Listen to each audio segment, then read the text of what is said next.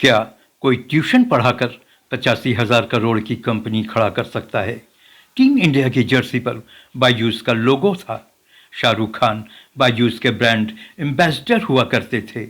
एक समय में बायजूस की धूम हुआ करती थी, लेकिन क्या हुआ कि इतनी बड़ी कंपनी डूब गई? ऐसा क्या हुआ कि 85,000 करोड़ का ये बड़ा जहाज डूब गया?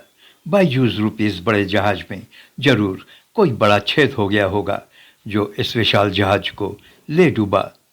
आप सलाम हिंदुस्तान देख रहे हैं। आइए जानते हैं बायजूस के पतन की कहानी को।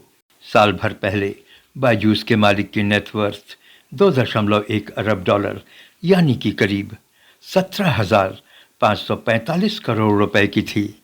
लेकिन आज इनका खाता खाली हो चुका है। आज इनके खाते का बैलेंस शून्य दर्शाता है। ऐसा क्या हुआ जो इस खरबपति को अपना घर तक गिरवी रखना पड़ा? ऐसा क्या हुआ जो रविंद्र अर्श से फर्श पर आ गए? अपने शुरुआती दौर में रविंद्र ट्यूशन किया करते थे। सब्जेक्ट पर अच्छी पकड़ थी। बच्चों के साइकोलॉजी को भी वो अच्छे से समझते थे। ट्यूशन में अच्छी कमाई होता देख उन्होंने नौकरी छोड़कर फुल टाइम ट्यूशन करना शुरू कर दिया और अच्छे पैसे कमाने शुरू कर दिए।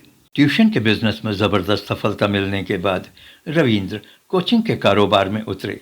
एज टीचर उन्हें काफ़ी शोहरत मिलने लगी। 2007 तक उनका काफ़ी नाम हो चुका था। उन्होंने इस पॉपुलैरिटी को एनकैश करने की सोची और बस बायजू रविंद्र ने 2011 में थिंक एंड लर्न नाम की एक कंपनी खोल दी और बायजू का ऑनलाइन वर्जन लॉन्च किया। रविंद्र उन कुछ लोगों में से थे जिन पर उस समय भाग्य की देवी मेहरबान थी।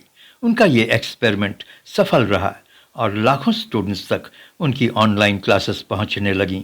स्टूडेंट्स ने भी इन क्लासेस और कोर्सेज को पसंद किया और बायजूस कंपनी एक एक कदम चढ़कर शिखर पर पहुंच गई। 2015 में बायजूस का ऐप लॉन्च हुआ।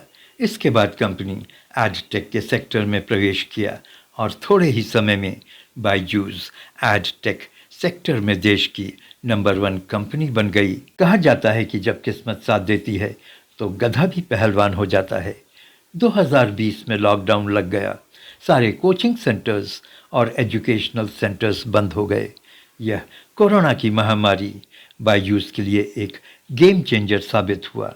कोरोना ने कितनों को रुलाया, लेकिन बायजूस के लिए एक वरदान लायक साबित हुआ और बायजूस का बिजनेस दिन दोगुनी और रात चौगुनी की रफ्तार से बढ़ने लगा। 2020 के बाद चारों तरफ बायजूस की धूम मच गई। टीम इंडिया के जर्सी पर बायजूस का लोगो, शाहरुख खान जैसे सुपरस्टार का विज्ञापन, बस फिर क्या था, बायजूस का झंडा सबसे ऊंचाई पर लहराने लगा। बायजूस वर्ल्ड कप स्पॉन्सर करने लगी, आईपीएल जैसे क्रिकेट टूर्नामेंट भी स्पॉन्सर करने लगी और रिजल्ट में कंपनी का नेटवर्थ हुआ शून्य। कंपनी कर्ज में डूब गई। कंपनी अपने बैंक बैलेंस और एसेट्स से ज़्यादा कर्ज ले चुकी थी। बायजू रविंद्र ने कहा कि बायजूस के 3 प्रमुख इन्वेस्टर्स प्रोसेस, पीक 15 पार्टनर्स और चेन जुकरबर्ग इनिशिएटिव 2023 में एक ही समय पर कंपनी से अलग हो गए थे। इसकी वजह से कंपनी को बड़ा झटका लगा। 22 अरब डॉलर की यह कंपनी आज शून्य पर आकर खड़ी हो गई है। आपको बता दें कि बायजूस कंपनी के फाउंडर बायजू रविंद्र हैं, जिनका जन्म 5 जनवरी 1980 को केरल के अजीकोड़ में हुआ था।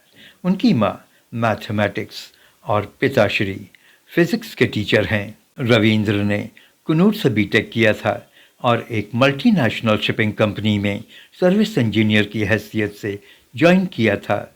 2003 में बायजू रविंद्र ने कैट के लिए पढ़ाना शुरू किया और 2007 में रविंद्र ने बायजूस की स्थापना की। बायजूस कंपनी के पतन के मल्टीपल कॉजेस रहे हैं।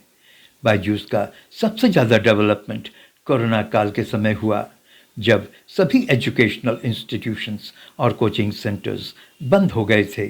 स्कूल कॉलेजेस खुलने के बाद स्टूडेंट्स ने ऑनलाइन पर पढ़ना बंद कर दिया। कहा जाता है कि बायजूस का हर महीने का खर्चा 120 से लेकर 130 करोड़ रुपए का था, जबकि इनकम सिर्फ 30 करोड़ रुपए की थी। अमेरिकी कर्जदाताओं से 1.2 अरब डॉलर का टर्म लोन कठिन साबित हुआ। बीसीसीआई के डील के बाद इन कर्जदाताओं से मतभेद होने के कारण रविंद्र को इन कर्जदाताओं के पैसे चुकाने पड़े। इस तरह से कई बड़े इन्वेस्टर्स बायजूस से अलग हो गए। कंपनी के विस्तार के लिए बायजूस ने एड और मार्केटिंग के लिए कुछ ज़्यादा ही पैसे खर्च किए। इस स्टार्टअप में 50,000 से कहीं ज़्यादा कर्मचारी काम कर रहे थे। नुकसान के बावजूद चकाचौंध वाले एडवर्टाइजमेंट्स चलते रहे। $300 मिलियन में वाइट हैट जूनियर को एक्वायर किया, जिससे कंपनी को कोई फ़ायदा नहीं हुआ। कंपनी ने फीफा वर्ल्ड कप स्पॉन्सर किया और लियोन मैसी के साथ मल्टी-मिलियन डॉलर की डील की। पेरेंट्स के बीच क्वालिटी ऑफ एजुकेशन मटेरियल पर सवाल उठने लगे, जो बाद में काफ़ी खतरनाक साबित हुए। नुकसान झेलते समय भी कंपनी ने मार्केटिंग पर पानी की तरह पैसा बहाया। आईपीएल को स्पॉन्सर, फीफा वर्ल्ड कप को स्पॉन्सर करना भारी पड़ा। हजारों कर्मचारियों को नौकरी से निकालने की वजह से कंपनी बदनाम होने लगी। लोग बायजूस से दूरी बनाने लगे। Thank you for joining. Please like, share and comment, and please subscribe the channel.